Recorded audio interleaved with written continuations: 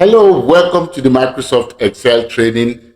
Today we are going to start the journey of the date function.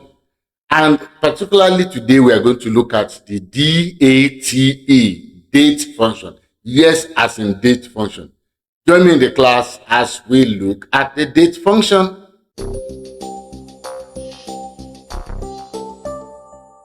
Hello, welcome back to the class. Now, in this particular session, we are going to be looking at the date function, the DAT function. So, the date function has three parameters. It has the year, the month, and the day. So, the function combines all these three into one to create a standard date. So all you need to do to use the date function is to have the day, the month, and the year. And that's all you need. So if you pick equal sign and you put date, DE, DATE, then you pick the year, you pick the month, and you pick the day. And you hit the enter key. So that gives you the combination of these three parameters. Now, these parameters are not optional. So what it means is that none of them is optional.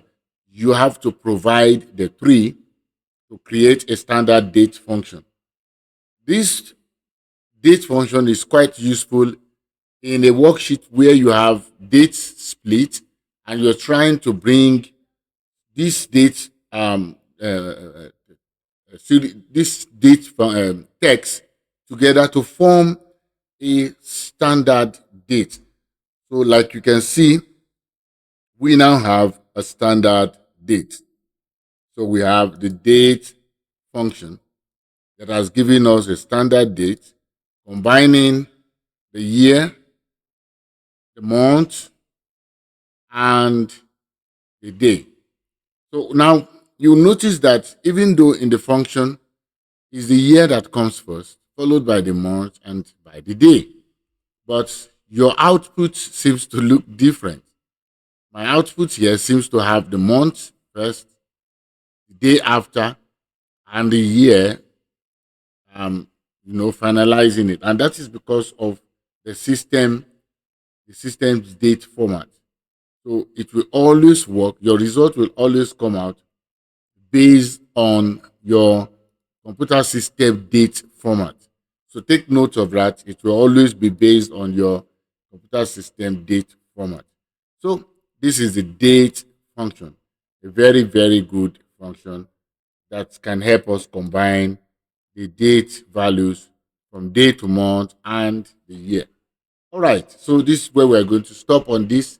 See you in another session when we'll be looking at another date function. Bye for now.